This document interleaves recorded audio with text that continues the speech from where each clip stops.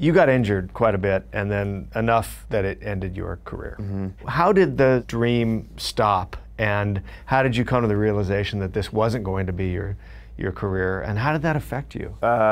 In college, one day I woke up and I had pulled my groin a bunch, and I was playing really well. That's a hockey thing, right? Because you stick your leg out quickly to stop a puck. For goalies especially. And I had a hip problem, and I didn't know what it was, and the doctors were like, I can't really figure it out. My dad ended up going for an MRI for his hip. He found out that I had this, it was a genetic thing called dysplasia, dogs have it. And so that was my problem. And right about then was when I just said, I'm not going to play in the NHL.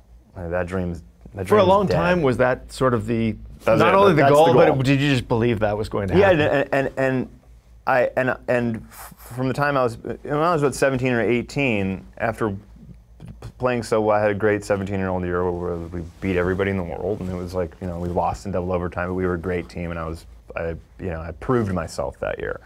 And it was going very, very well, and I got hurt for the first time, and it really set me back a little bit, and then I got a lot of concussions, and concussions were my problem. How would you get concussions being a goalie? Different ways.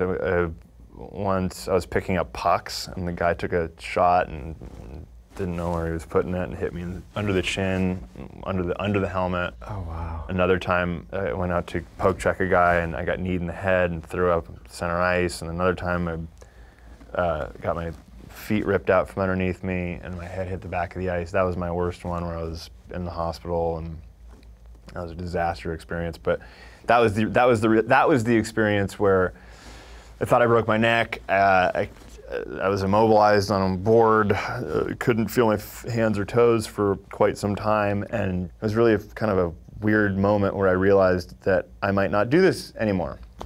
And that was really the moment where I thought, maybe I'll watch movies. Maybe I do like movies.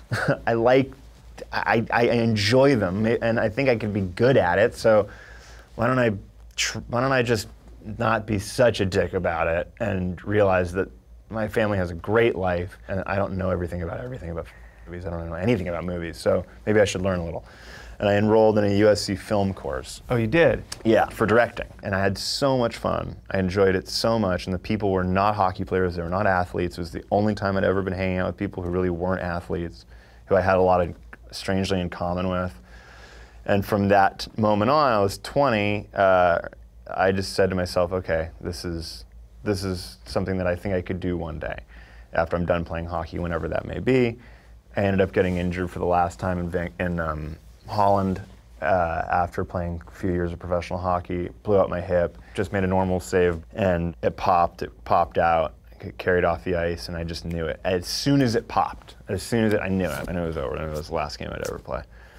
And it was actually that's not true. It wasn't the last game I ever played, because they paid me more to come back, like all tied up and f***ed up, and I f***ed up even more, but I knew I was sort of f***ing it up more, to the point, I was sabotaging myself at some point.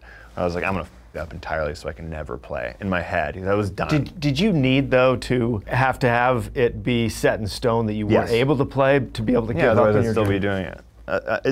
It's totally addictive, and it gave me an identity, so that when it's ripped away from you, now you're no longer that, and it's, what do I do? I have no idea what I am. I have no idea who to talk to, and you think you're old. That's the trick that athletics plays on you, that I had to unlearn, was that you're always, so when you're 16 to 20, that's junior hockey. If you don't make it past 16 to 20, then you're done. It's over. So when I was 20 years old, 19 years old, playing junior hockey, you're like, I'm an old guy. And then 20 to 24 is college years, and if you don't make it past college, like, you're done. And you're like, I'm an old guy, I'm 23 years old, I'm not gonna. And then 24 to 32 in the NHL or whatever, right? Then you realize, when you're not doing that anymore, how just, it's like a magic cloak that's lifted off your shoulders. You just go, holy shit, I have my whole life in front of me, and I have options. And I was so happy that I got hurt when I did, because it was the perfect time. 32 years old, after playing hockey in weird countries, it's tough to re-enter society. Hey folks, thanks for watching. If you like what you just saw, then why not subscribe? Click right here for lots more off camera. And if you want to see the hour-long version of these conversations, I'm going to give you the secret link. Here it is, offcamera.com. Check it out.